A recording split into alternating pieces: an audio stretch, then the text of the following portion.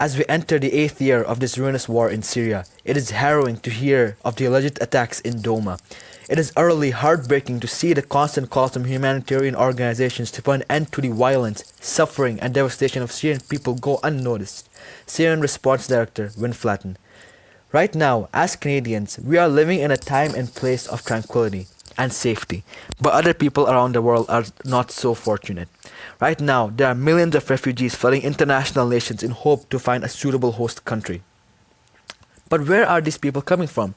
Right now, many of these refugees have origins from Syria. These people were forced to flee their homes because of the civil war that began in Syria on March 15, 2011. The civil war destroyed countless homes, hospitals, schools, food, and water supplies, and has took the lives of many people, adults and children alike. As Canadians, this is a problem that immensely impacts us because Canada settles many of the Syrian refugees.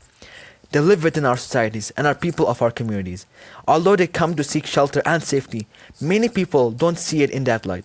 Many people believe that these refugees are only bringing their conflict into our country, which creates a disparity between the refugee and other people.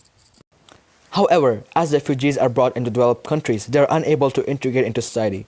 Children are facing post-traumatic stress disorders, which is having a long-term effect on their physical and mental well-being. CBC News interviewed a newly arrived Syrian family in Canada. The mother, Amani, was worried about her 6-year-old son because she fears that his mental trauma from the war will affect his schooling. But the problem doesn't stop there. The children are usually separated from family and feel intimidated as they go into a country they know nothing about. There are many news outlets, online discussions, and debates on whether countries should allow these people into developed countries. Have triggered an epic humanitarian crisis. Governors are saying no Syrian refugees who are definitely, in many cases, ISIS aligned. This paints a negative picture on refugees. As children that are living in these countries, like Canada and US, often have to undergo racial profiling and discrimination. This ultimately digs deeper into their past wounds, making them a recluse in society. But what can we do to minimize this problem? A solution that an individual like you and I can take is to go out and volunteer with children. Promote and support these people who have literally left their entire lives behind for a better one. You can also support NGOs and organizations that support and provide for newly arriving refugees, as well as to support children. Organizations such as Refugee Canada allow people to volunteer and help these refugees and work with children who may be suffering from mental trauma. The way businesses can help refugees is by partnering up with NGOs and other organizations that support these refugees. There are so many organizations out there that support child refugees. Some companies like UPS and IKEA have already started to support NGOs. If more companies, both big and small, started to support these organizations, it would take the stress off of the government for providing things like food and water, and they can instead focus on social programs for children suffering from PTSD and various other mental and physical stresses.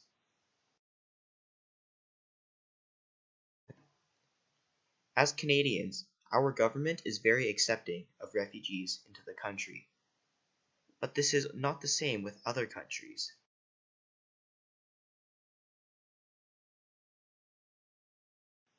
Countries like Hungary and Poland don't accept many or any refugees at all.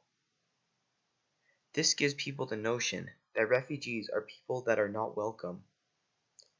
Even the US is not the most accepting of refugees, especially with the current situation of their political government. This creates animosity between citizens and refugees. This in turn is also directed towards children and is often looked down upon in schools and in public places. The government needs to show appreciation for refugees and be more accepting of them into society so that they feel like they are home instead of outsiders in someone else's country. But all these solutions are only temporary because a permanent solution is that something must be done about the ongoing civil war that seems to be never ending. Because more and more people will become refugees and will just seek asylum in other countries as they are forced to. It is because at the end of the day, there's only so much that the developed countries can actually do to offer their help and support to the refugees. Therefore, we as global citizens of this planet are required to and must take action to support these people, because at the end of the day, we can only solve this issue as one unified society.